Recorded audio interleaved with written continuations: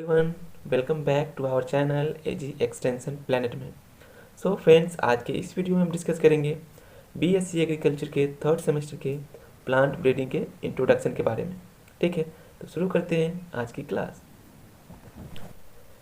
तो फ्रेंड्स, जो टर्म है प्लांट ब्रीडिंग, ये रिलेट करता है आर्ट, साइंस एंड टेक्नोलॉजी से। ठीक है, क्या है? आर्ट, साइंस एंड टेक्नोलॉजी, जिसका यूज ह्यूमन करता है जेनेटिक स्ट्रक्चर चेंज करने में। किसका? प्लांट का।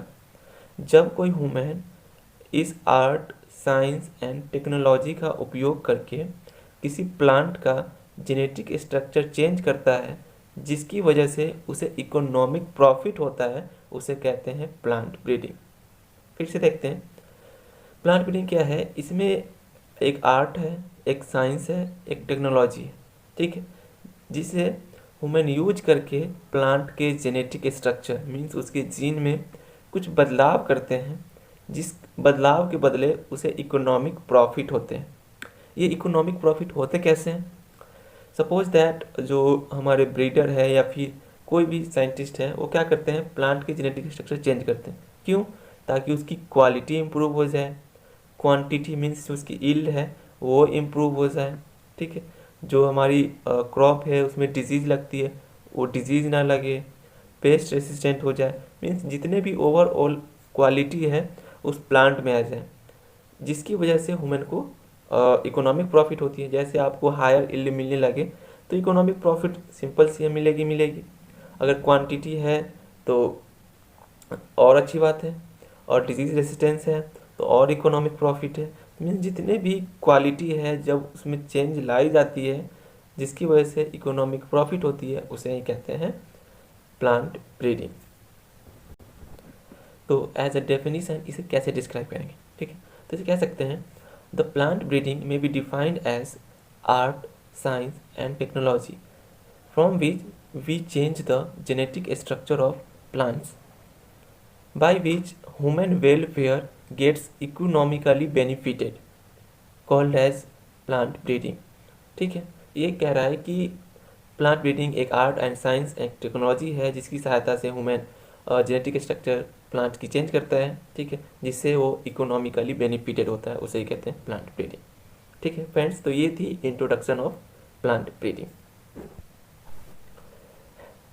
तो फ्रेंड्स, अब हम बात कर लेते हैं ऑब्जेक्टिव्स ऑफ प्लांट ब्रीडिंग। ठीक है, तो फ्रेंड्स, कोई भी ब्रीडर या फिर फार्मर्स के लिए पहले ऑब्जेक्टिव्स क्या रहेंगे? एज यू आर फार्मर, अगर आप फार्मर हैं तो पहला ऑब्जेक्टिव्स क्या रहेगा? कोई भी क्रॉप्स आप लेने जा रहे हैं तो ये कि उसमें हायर यील्ड होना चाहिए, मीन्स प्रोडक्शन उसका बहुत होना चाहिए। ठीक है, उसके बाद क्या रहेगा कि इसी में क्वालिटी भी होना चाहिए, मीन्स पहला हायर यील्ड, दूसरा क्वालिटी। ठीक है, उसके बाद क्या रहेगा? इसमें डिसीज़ नहीं लगनी चाहिए, मीन्स डिसीज़ रेसिस्टेंट होना चाहिए। उसके बाद क्या रहेगा? पेस्ट नहीं लगना चाहिए। ठीक है, ड्रॉट रेसिस्टेंट होना चाहिए, मीन्स हायर यील्ड होना चाहिए, क्वालिटी होनी चाहिए, उसमें किसी प्रकार की बीमारी नहीं लगनी चाहिए, कीट वगैरह नहीं लगनी चाहिए, वो जिसमें कम पानी की आवश्यकता होनी चाहिए।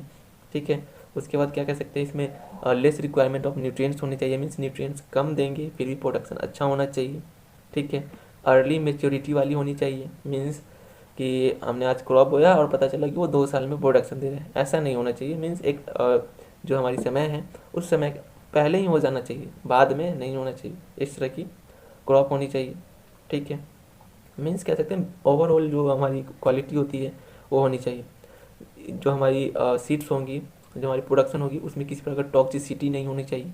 ठीक है, जो कि ह्यूमन वेलफेयर को नुकसान पहुंचाती हो। ठीक है, उसके बाद कह सकते हैं एक टर्म सिंक्रोनाइज्ड मैच्योरिटी होती है। ये होती क्या है कि इसमें एक साथ ऐसा क्रॉप होना चाहिए जो एक साथ पकने वाला होना चाहिए। एक कंडीशन आपने देखी होगी मूंग में, जिसे ग्रीन ग्राम कहते हैं। उसमें होता क्या है कि जो जब उसकी मैच्योरिटी होती है क्रॉप की, तो कुछ सीड्स आज मैच्योर होते हैं, कुछ 2 दिन बाद होते हैं, कुछ उससे भी 2 दिन बाद होते हैं। तो इसमें फार्मर्स को बहुत दिक्कत होती है हार्वेस्टिंग करने में। ठीक है, जिसकी वजह से जो हमारी फार्मर्स है वो जो हार्वेस्टिंग करता है वो आज करता है, फिर 2 दिन बाद करता है। इसमें हैंड पिकिंग के द्वारा हार्वेस्टिंग करते हैं। ठीक है, मीन्स हाथ से उसे निकाल लेते हैं जो भी पके हुए सीड्स होते हैं उससे। ठीक है, तो जो साइंटिस्ट है वो इस पर वर्क कर रहे हैं। ठीक है, और बहुत सारे क्रॉप्स और प्लांट्स ऐसे हैं जिस पर वर्क हो चुके हैं। तो फ्रेंड्स, ये थी ऑब्जेक्टिव्स ऑफ प्लांट ब्रीडिंग। ठीक है, तो फ्रेंड्स आज के लिए बस इतना ही, मिलते हैं नेक्स्ट वीडियो में, तब तक के लिए stay safe, stay healthy, keep learning. Thank you for watching.